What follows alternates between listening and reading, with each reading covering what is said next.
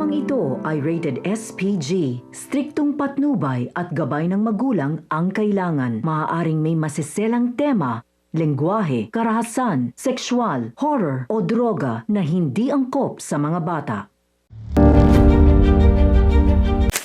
Isang mapagpalang araw mga kapuso, narito ang pinakamainit na tagpo sa House of Lies. Pero bago ang lahat, kung bago ka pa lamang sa aking channel, ay huwag kalimutang mag-like, mag-share at mag-subscribe para updated ka sa mga bagong recaps na aking i-upload. Sino nga ba kaya ang may pakana ng sunog sa mansyon ng mga Torrecampo? Si Marge, si Thea o si Aling Yoli?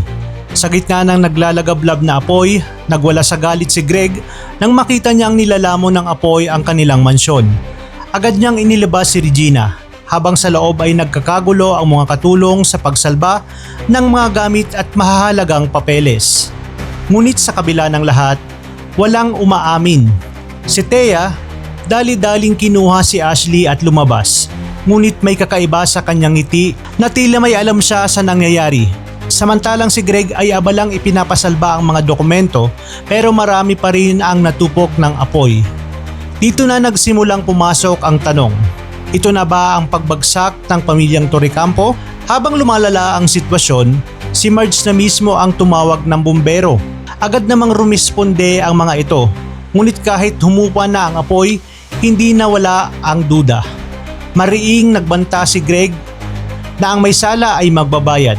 Habang umiiyak si Regina ay biglang ibinato ni Thea ang hinala na si Marge raw ang may kagagawan nito dahil siya lamang ang may galit sa pamilya, at dito na nga nagsimula ang pagbibintang.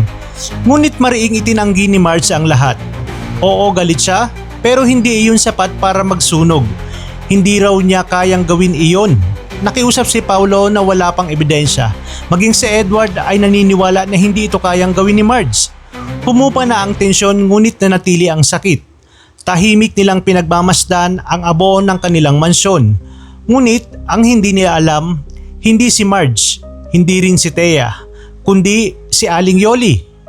40 taon na kasi siyang naglilingkod sa pamilyang Torrecampo, pero palalayasin na siya ng ganun-ganun na lang.